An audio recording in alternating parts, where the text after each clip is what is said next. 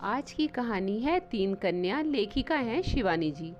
विभाजन से पूर्व शिलोंग जाने के लिए सबसे सुगम यात्रा स्टीमर से हबीगंज पार कर रेल मार्ग से संपूर्ण की जाती थी। मुझे भी शिलोंग इसी पथ से जाना था। स्टीमर घाट पर लगते ही मैंने सामने खड़ी अनीता की मामी को पहचान लिया था। मुझे हबीगंज में रहने की असुविधा होगी, यह जानकर मेरी सहपाठी अनीता ने अपनी मामी को पत्र लिख दिया था। तुम्हें स्टीमर से लिवा ले जाएंगी मामी। शंख सा रंग, लंबा कद, माथे से भी बड़ा जूड़ा और गोद में मोम की गुड़िया सी बेबी। अनीता के वर्णन में कहीं भी अतिशयोक्ति दोष नहीं था। मामी के गोद में बेबी तो नहीं थी, पर साथ में दो दुबली पतली रिकेटी सांवली लड़कियां थी। इतनी सुंदरी मामी की ऐसी जुड़वा पुत्रियां। मैं सोच रही थी कैसे हो गई होंगी। मुझे लेने मामी अपनी विक्टोरिया गाड़ी लाई थी। गाड़ी का कलेवर जीर्ण शीर्ण हो गया, किंतु खिड़कियों पर रेशमी झालर के पर्दे लगे थे और कोचवान की ठसकेदार मूछें और भड़कीली वेशभूषा देखकर स्वामिनी का रोब मुझ पर छाने लगा था। विक्टोरिया गाड़ी चली तो मामी ने पर्दा खोल दिया। लो देखो, यह मेरा हबीगंज। एक नर्सरी राइम में तुमने भी तो पढ़ा होगा, एक टेढ़ा शहर था जहाँ का बूढ़ा उसकी लाठी यहाँ तक कि माइलस्टोन भी टेढ़ा था। ऐसा ही टेढ़ा शहर है ये। सचमुच मैं दंग रह गई थी। हर मकान की छत टेढ़ी, खिड़की टेढ़ी, द्वार टेढ़े, यहाँ तक कि पेड़ों के तने भी मुझे अजीब भुतहे से टेढ़े मेढ़े लग रहे थे। सुना बहुत पहले भूकंप के भयानक भ्रुकुटी विलास ने अभागे हबीगंज की सृष्टि हिलाकर रख दी थी। मामी बोली, अभी भी छठे छमाहे भूकंप होता रहता है। इसी से हर मकान की नींव देख रही हो ना, जमीन से कितनी ऊंची है। ये लो, ये आ गया हमारा बंकिम महल। तीनों मीनारें टेढ़ी होकर लद गई, चौथी टूटी तो फिर बनाई ही नहीं। आओ। फिर मामी ने बाहर से ही पुकारा, सुन रहे हो, नीता की हिंदुस्तानी सहेली आ गई है। पर यह तो हम बंगालियों से भी अच्छी बंगला बोलती है। वह हंसकर मुझे अपने पति के कमरे में खींच ले गई। 1.25 गज की हुक्के की जरीदार नाली गुड़गुड़ाते मामा बाबू उठ बैठे। एशो माँ, एशो। ये है मेरा टेढ़ा बूढ़ा, there was a cricket man, कहती मामी हंसती हंसती दोहरी हो गई। सचमुच ही उनका बूढ़ा टेढ़ा था। पक्षाघात से उसके दोनों पैर दो विभिन्न दिशा को मुड़े तुड़े थे। बड़ी बड़ी आंखें बैल किसी भावनाहीन फटी फटी बाहर को निकली और डरावनी लगती थी। नाक सुडौल और खडक की धार सी तीखी थी। मूछें और दाढ़ी बुंदेलखंडी रजवाड़ों की सज्जा से बीच में विभक्त कर कान तक उठाकर चिपकाई लगती थी। क्षण भर को मुझे लगा था कि बूढ़ा नकली दाढ़ी मूछें लगाकर किसी नौटंकी में अभिनय कर लौटा है। अप्सरा सी सुंदरी मामी और डाकू कैसे भयानक चेहरे वाला वह बूढ़ा। रात भर मुझे वहीं रहना था। ना जाने कैसे अनजान भय की सिहरन उठी मेरे मन में। तुम्हें देखकर लड़की डर गई है जी, मामी ने हंसकर अपने पति से कहा। बूढ़ा बड़ी देर तक हो होकर हंसता रहा। मामी का महल वास्तव में देखने लायक था। दर्जनों नौकरानियां थी। मामी ने बड़े यत्न से मुझे 2 दिन रखा। तीसरे दिन मैंने जाने की जिद की तो तुनक गई। वाह वाह, पहली बार ननिहाल आई हो, ऐसे कैसे जाओगी। ढाका की फूलदार साड़ी, नूतन गुड़ के संदेश, घर के नारियल का तेल और भी ना जाने क्या क्या उपहार साथ में रखकर बड़े स्नेह से मामी ने विदा दी थी। गोदी की छोटी लड़की बेबी को साथ लेकर वह मुझे पहुंचाने स्टेशन भी आई थी। इसी मार्ग से लौटना, समझी, कहीं गुवाहाटी होकर मत चली जाना, उन्होंने कहा था। पर मुझे फिर गुवाहाटी से होकर ही जाना पड़ा। मामी को एक कृतज्ञता पत्र लिखकर मैं विदा लेकर लौट आई थी। अचानक 20 वर्ष बाद उनसे ऐसे मिलना होगा, सोच ही कौन सकता था। मेरे बंगले के सामने का चौराहा शायद प्रयाग का सबसे मुखर चौराहा है। एक सड़क सीधी संगम को चली जाती है। माघ मेले की इंद्रधनुषी भीड़ का संगम पहले इसी चौराहे पर होता है। दक्षिणी तीर्थयात्रियों से भरे तांगों का जुलूस दिन डूबने तक सड़क की रंगीनी बनाए रखता है। मेडिकल कॉलेज को जाती कतारबद्ध श्वेतांबरी नर्सों को देखकर कभी कभी दंग रह जाती हूँ। एक सा ठप्पा, एक सी हंसी, एक से जुड़े, लगता है एक ही नमूना पेटेंट करा दर्जनों परिचारिकाएं बनवा ली गई हूँ। कभी कभी इमली को ताक कर फेला गया ढेला गलत निशाने पर बैठता और देखते ही देखते उच्चंड स्कूली बालकों की वानर सेना मेरी खिड़की का शीशा चूर चूर कर देती है।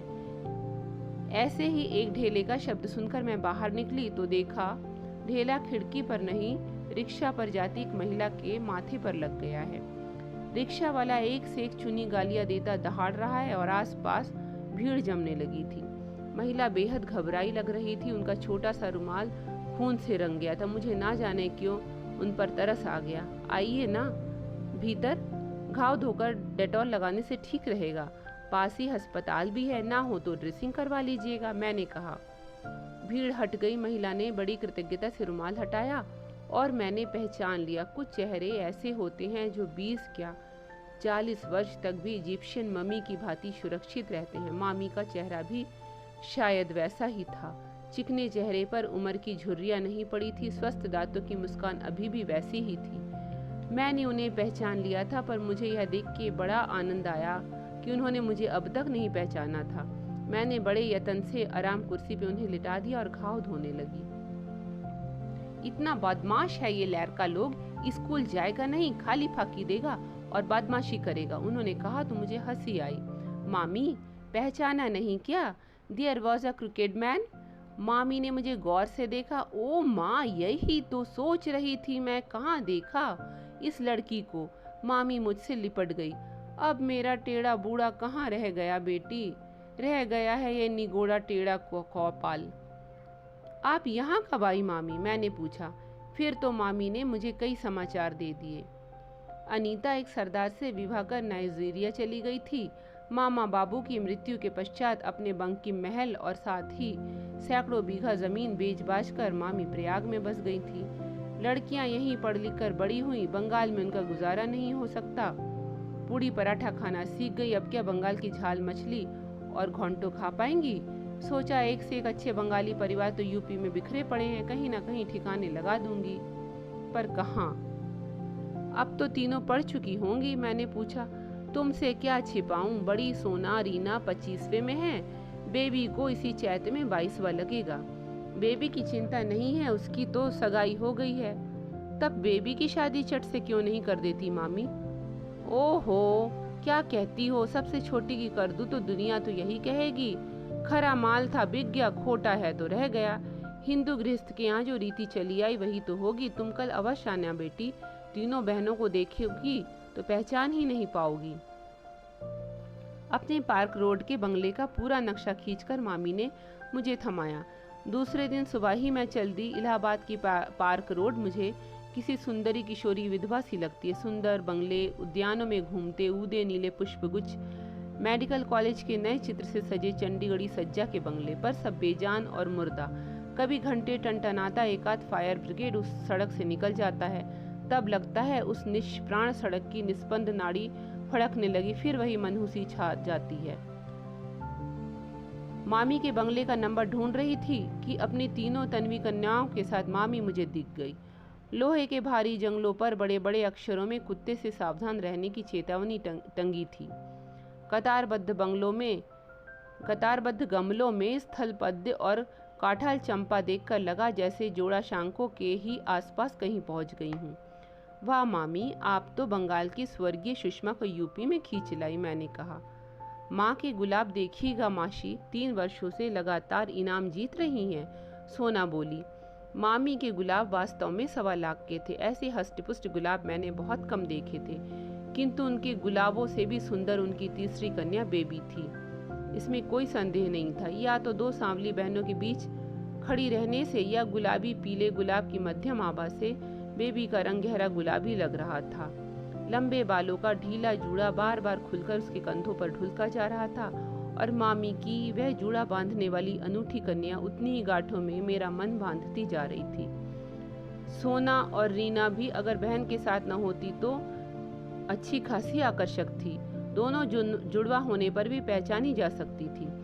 सोना की आंखें बड़ी थी पर रीना की साधारण।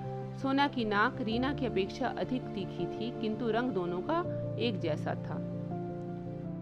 अपने रंग को पाउडर की मरीचिका से छिपाने का कोई प्रयास नहीं किया गया था, न केश विन्यास में ही किसी प्रकार का आडंबर था।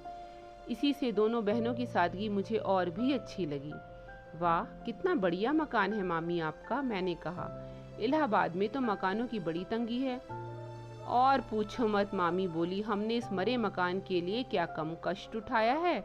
वह तो मकान मालिक का लड़का हमारे प्रतुल के साथ पड़ा है। प्रतुल से हमारी बेबी की सगाई हुई, बताया तो था शायद तुम्हें। बड़ा अच्छा लड़का है बेटी, 2 साल पहले आईपीएस में आया था, आजकल सहारनपुर में एसपी है। कब है शादी? मैं प्रश्न पूछते ही खिसिया गई। मामी तो अपनी व्यवस्था पहले ही बता चुकी थी। सोना, रीना और बेबी मेरी चाय की तैयारी करने भीतर चली गई थी। मामी फिर वही उत्तर दोहराने लगी, यही तो दिन रात प्रतुल भी पूछता है। 4 वर्ष पहले सगाई हो गई थी, अब तो कभी कभी लड़का बुरी तरह झुंझलाने लगता है। कोई और होता तो धत्ता बता देती, पर हाथ में आए रतन को कैसे गवा दूं। इसी से दुधारू गाय की लात भी सहती रहती हूँ। सोना, रीना के लिए दिन रात एक करके लड़के ढूंढ रही हूँ। विवाह कर क्यों नहीं देती मामी, आजकल ये सब कौन मानता है। मैं बात पूरी भी नहीं कर पाई कि मामी की तीनों कन्याएं खान पान का बहुत सा सामान लेकर आ गई। बड़ी देर तक गपशप होती रही, फिर तो प्राय तीनों बहनें मेरे यहाँ आ जाती। सोना नागपुर में डॉक्टर थी, रीना भी चंडीगढ़ में थी, बेबी की सगाई हो चुकी थी, इसी से वह माँ के पास रहकर घर का काम सीख रही थी। इसी बीच मेरे पति को विज्ञान परिषद के एक जलसे में 3 महीने के लिए वियना जाना पड़ा। उनके पीछे उस बीहड़ बंगले में रहने का मुझे साहस नहीं हुआ। मैंने मामी की शरण ली, क्या अपने सुंदर बंगले के 2 कमरे किराए पे देने की कृपा करेंगी। ओ माँ, किराया क्या, तू अपनी ननिहाल जाती तो वहाँ भी किराया देती क्या। उसी दिन मैं अपना सामान ले आई। मेरा अपना चूल्हा फिर मामी के यहाँ जल ही कहाँ पाया।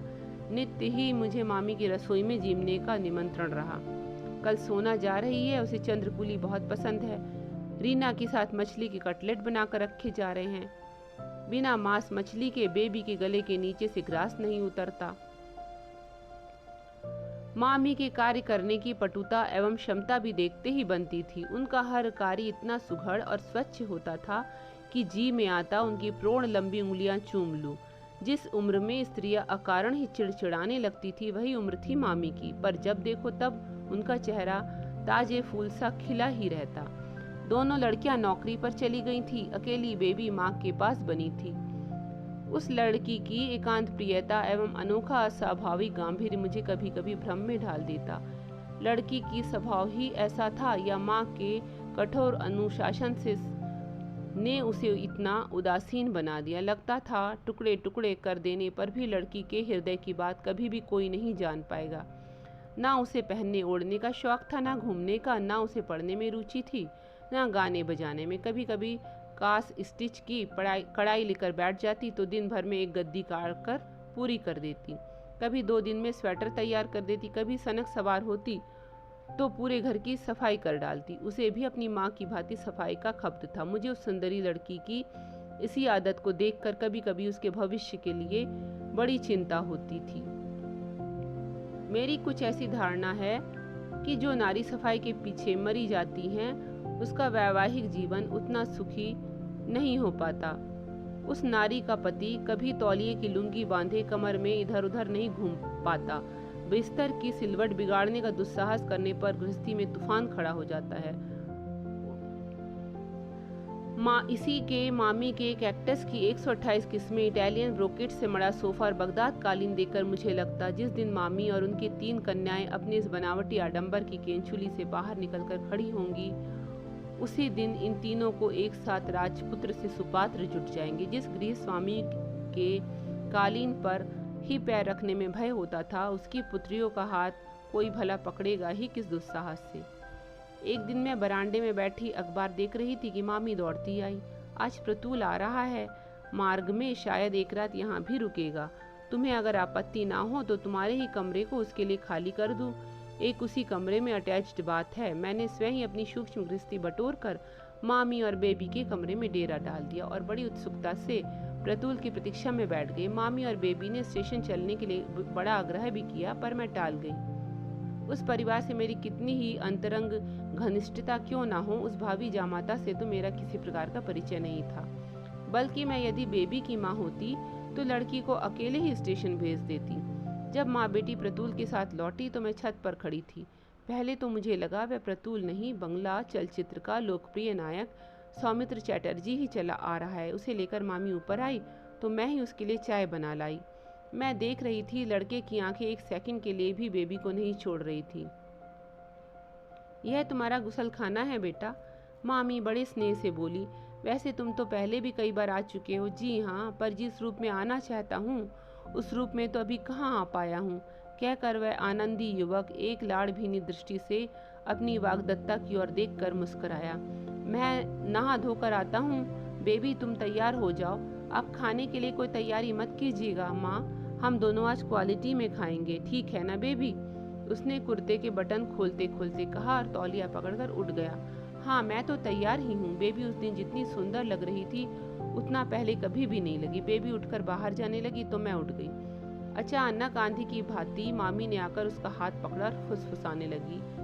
मूर्ख लड़की, इतनी देर से तुम अकेली उसके साथ क्वालिटी जाओगी? जरा भी अकल नहीं है छोकरी को, लोग देखेंगे तो क्या कहेंगे? बेबी का खिला चेहरा अचानक सूख कर लटक गया। हद करती है मामी, मैंने उस सरल लड़की का पक्ष लिया, कौन क्या कहेगा? सभी को पता है कि दोनों इंगेज्ड हैं। आजकल कौन ऐसा दामाद है जो विवाह से पहले ससुराल नहीं हुआ आता? नहा धोकर गुनगुनाता प्रतुल बाहर आ गया। ए बेबी, एक गिलास पानी तो ले आओ, गला सूख गया है। उसके पानी से भीगे बालों की लटें छल्ले सी बनाती ललाट पर फैल गई। स्पष्ट था कि वह माता पुत्री के तनाव से अनभिज्ञ था। वाह, आप तो अभी से बेचारी लड़की पर हुकूमत चलाने लगे। मैंने परिहास कर मामी को हंसाने की चेष्टा की, पर मामी नहीं हंसी। दोष क्या है मेरा? देखिए ना, 4 साल से ललाट पर मेरा रिजर्वेशन स्लिप लटका ये बेहया लड़की घूम रही है। बेबी पानी लेकर लौटी, किंतु जिस समझबूझ से पानी मंगवा कर प्रतुल कमरे में चला गया था वह प्रयोजन सिद्ध नहीं हो पाया। जलवाहिका के साथ साथ मामी भी कमरे में जम गई और देश की बिगड़ी खाद्यान्न स्थिति का लेखा जोखा देती भावी जामाता को बोर करने लगी। मैं अपने कमरे से सब सुन रही थी। मामी उन दोनों को एक क्षण भी एकांत का सुअवसर देने के मूड में एकदम भी नहीं थी। रजबुद्धा मामी की समझ में कुछ नहीं आता था। हुआ वही जो मुझे भय था। रात के 8 बजे 9, 10, 11 बज सब एक एक कर बजते रहे, पर मामी बेबी के पीछे निरंतर छाया सी घूम रही थी। प्रतुल का कंठ स्वर क्रमश ऊंचा होता जा रहा था। ये आपकी सरासर ज्यादती है।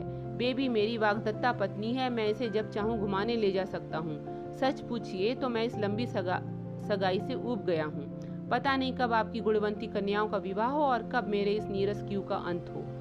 जितनी बार भी आया हूँ आपसे यही असहयोग आंदोलन किया है आपने। आज इसी बात का फैसला करके रहूंगा। मामी ने उत्तर में पता नहीं क्या गुनगुन की कि लड़के का पारा एकदम ही चढ़ गया। तो जाइए, अपनी 3 कन्याओं का ढोल गले से बांध घूमती रहिए, मैं जा रहा हूँ। समझ लीजिए फिर कभी नहीं आऊंगा। एक बार फिर पूछता हूँ, बेबी चलोगी मेरे साथ घूमने? मैं अपने कमरे से चीख चीख कर उत्तर देना चाह रही थी, हाँ चलेगी प्रतुल, अवश्य चलेगी। बड़े प्रयत्न से मैंने अपने को रोका। बेबी का उत्तर कतिपय विवश सिसकियों में आया, पर मामी का कठोर कंठ स्वर अचानक कर्कश होकर गूंज उठा। नहीं नहीं, 100 बार नहीं। क्या समझा है राय बहादुर बनर्जी परिवार की कुंवारी लड़की रात आधी रात चौक बाजार में घूमती फिरेगी? कितना ना समझ मूर्ख युवक है वह, मैं सोचने लगी। ऐसे अवसरों पर छल बल से भी तो काम लिया जा सकता है। यदि वह यहाँ पहले आ चुका था तो अवश्य ही जान गया होगा कि मामी के कमरे का द्वार रात भर खुला रहता है। यही उनकी एकमात्र दुर्बलता है। बंद दरवाजे के भीतर उन्हें नींद नहीं आती। बेबी की खाट एकदम द्वार से सटी लगी है और एक बार नींद आने पर मामी के कानों में नगाड़े पीट कर भी कोई उन्हें नहीं जगा सकता था। इतनी भी बुद्धि नहीं है तो लड़की को लेकर भाग क्यों नहीं जाता? ठीक है, मैं जा रहा हूँ। प्रतुल शायद सचमुच ही चला गया, क्योंकि बेबी की सिसकियां मेरे कमरे के निकट आती गई। मामी उसे निश्चय घसीट कर ला रही थी, क्योंकि बीच बीच में पागल लड़की का स्वर आ रहा था। अचानक भद्द सी आवाज हुई और कटे पेड़ सी बेबी मेरे पास के पलंग पर आ गिरी। मेरी समझ में नहीं आया उसे आश्वासन दूं या नींद का बहाना बनाकर लेटी रहूं। नींद का बहाना बनाने में ही मुझे लाभ दिखा। प्रतुल सचमुच ही लौट कर नहीं आया। बेबी कई दिनों तक अपने कमरे में सिसकती रही। मुझे उस मूर्ख लड़की की अकर्मण्यता पर बड़ा दुख होता, पर बचपन से ही माँ के कठोर अनुशासन ने उसकी रीढ़ की हड्डी तोड़ कर रख दी थी। कोई बात नहीं, मामी कहती, बंगाल की धरती क्या योग युवकों से एकदम रीति हो गई है। इसी वर्ष 2 लड़के IPS में आए हैं, एक का तो पिता भी DIG है। बरिशाल में उसकी ननिहाल है, वहीं मेरी बॉर्दी है। आज ही लिखती हूँ। ऐसे ऐसे BCO प्रतुल तेरी जूतियां चाटेंगे। पर बेबी को जैसे जूतियां चटवाने की कोई आकांक्षा नहीं थी। इसी बीच मैं अपने बंगले में लौट आई थी पति और बच्चों के साथ। जब पहाड़ यात्रा से लौटी तो मामी से मिलने गई। बेबी की दोनों बहनें छुट्टियों में फिर आई हुई थी और तीनों कन्याओं की उपस्थिति ने पिछली उदासी झाड़ पोंछ दी थी। फिर एक से एक रंगों के कार्डिगन बुने जाने लगे। फिर एक से 3 दिन के 3 शो देखे जाने लगे थे, किंतु 3 जोड़ा आंखों में से एक जोड़ा आंखों की उदासी अभी भी पूर्वतः ही थी। कल हम सब लोग माघ मेला जाएंगे। अमावस का नहान है। वहाँ 190 वर्ष के एक बाबा जी आए हैं, सबके प्रश्नों के उत्तर देते हैं। आप भी चलिए ना, बड़ा आनंद आएगा, सोना बोली। माँ को हम प्रश्न नहीं पूछने देंगे। मजली रानी सबसे मुखर और हटीली थी। मैं जानती हूँ यह क्या पूछेंगी। क्या? मैंने हंसकर पूछा। वही निरर्थक प्रश्न, हम तीनों का विवाह कब होगा? सिली कहकर वह हंसने लगी। पर आपको चलना होगा मासी। आपको चलना ही होगा, बेबी ने कहा। मैं उसकी करुण याचना पूर्ण दृष्टि का निमंत्रण टाल नहीं सकी। कभी मैंने उसका पक्ष लिया था, शायद उस कृतज्ञता को भूल नहीं पाई थी बेचारी। मामी ने एक बड़ा सा बजरा किराए पर ले लिया था। अन्य यात्रियों से भरी नावों की अपेक्षा हमारा हल्का फुल्का बजरा सर्राटे से तैरा जा रहा था। 3 कन्याएं एक दूसरे से माथे सटाए एक से रंगों के 3 कार्डिगन मशीन की तेजी से खटाखट बुनती जा रही थीं। अचानक गीत गाती ग्रामीण स्त्रियों से भरी एक नाव हमारे पास से गुजर गई। देख रीना, वह नीली साड़ी वाली ग्राम्या कितनी सुंदर लग रही है, सोना ने कहा। और देखूं, कहती दोनों बहनें आगे की ओर झुक गई। नाव तिरछी हो गई। मैंने भी उत्सुकतावश नीली साड़ी वाले को देखने के लिए दृष्टि फेरी। मैंने जिसे देखा उसे शायद ये 3 कन्याएं नहीं देख पाई। एक सरकारी पुलिस की नाव में 3-4 लाल पगड़ीधारी रोबदार थानेदार खड़े थे, जैसे लखनऊ के बने मिट्टी के खिलौने हों। स्वयं नाव खेता कंधे में कैमरा लटकाए पास में अपनी अग्निवर्ण सुंदरी असमी पत्नी को लिए प्रतुल मुस्कुराता खड़ा था। मैं मामी से सुन चुकी थी कि उसने एक असमी बरुआ लड़की से शादी कर ली है। कहिए, कैसी हैं आप सब? खूब भेंट हुई। वह अपनी नाव को तेजी से खेता एकदम इतने निकट ले आया कि उस रोबदार सरकारी नाव की टक्कर खाकर हमारा जीर्ण शीर्ण बजरा डगमगा गया। पर उसने जानबूझकर ही ऐसा किया था, क्योंकि उसकी दुष्टतापूर्ण आंखें प्रतिशोध की चिंगारियां बरसा रही थी। नीली जर्सी गले से बंधी झूल रही थी। मामी प्रस्तर प्रतिमा सी चुपचाप बैठी थी। सोना और रीना को जैसे सांप सूंघ गया था। दोनों के हाथ की बुनाई गोदी में गिर गई थी। अकेली बेबी मंत्रमुग्ध दृष्टि से अपने खोए उस रतन को निहार रही थी, जिसे उसने अजत्नों और अवज्ञा से गवा दिया था। ना उस दृष्टि में द्वेष था, ना घृणा, ना प्रतिशोध था, ना करुणा था, केवल प्रेम, अबाध निश्चल प्रेम। जानती हैं मिसेस बैनर्जी, उसने मामी की ओर देखकर कहा तो तीनों बहनें चौंक पड़ी। आज तक उसने मामी को कभी इस विदेशी संबोधन से नहीं डसा था। मेरी इस पत्नी को विवाह से पूर्व मेरे साथ आधी रात घूमने में कभी कोई आपत्ति नहीं रही। वह हंसा और धीमे अंग्रेजी चलचित्र के नायकों के स्वर में फुसफुसाया, goodbye and good luck 3 कन्या। हमारी नाव को फिर एक तेज टक्कर से डगमगाता वह तीर सा निकल गया। मामी का चेहरा क्रोध और अपमान से क्रमशः लाल से सफेद पड़ता जा रहा था, किंतु उन्होंने एक शब्द भी नहीं कहा। मैं सोच रही थी, खानदान और ब्रीडिंग का खरा सोना ऐसे ही अवसरों पर कसौटी को नहीं छलता। दोनों बहनें गोद की बुनाई को उठा सींख से नीचे गिर गए फंदों को पिरोने लगी थी। अकेली बेबी अभी भी अचल बुनाई थामे लहरें काटती तीर सी भागी जाती उसी नाव को एकटक देख रही थी, जिसके पीछे खड़े 3 थानेदारों के झब्बेदार रेशमी साफों की झालरों के बीच से दिखती प्रतूल के गले से बंधी उसी की बुनी नीली जर्सी की निर्जीव बाहें धीरे धीरे ओझल होती जा रही थी। मुझे लगा यह त्रिवेणी तट नहीं, ब्रह्मपुत्र का विस्तृत वक्ष है, जिसके तट से दिखती हबीगंज की टेढ़ी मेढ़ी बस्ती के बीच 3 टेढ़ी और चौथी टूटी मीनार लिए अभिशप्त बैनर्जी परिवार का बंकिम महल चुपचाप खड़ा है। 4 मीनारों में जो चौथी मीनार भूकंप के धक्के से टूटकर बिखर गई थी, वह फिर कभी नहीं बनाई गई। मामी ने कहा था, सोचती हूँ आज भाग्य का भूकंप जो फिर वही क्रम दोहरा रहा है, उसका अंत भी क्या वैसा ही रहेगा। तो ये आज थी आज की कहानी। अगर आपकी को अच्छी लगी हो तो लाइक कीजिएगा चैनल पर नए हैं तो सब्सक्राइब भी कर लीजिएगा। धन्यवाद।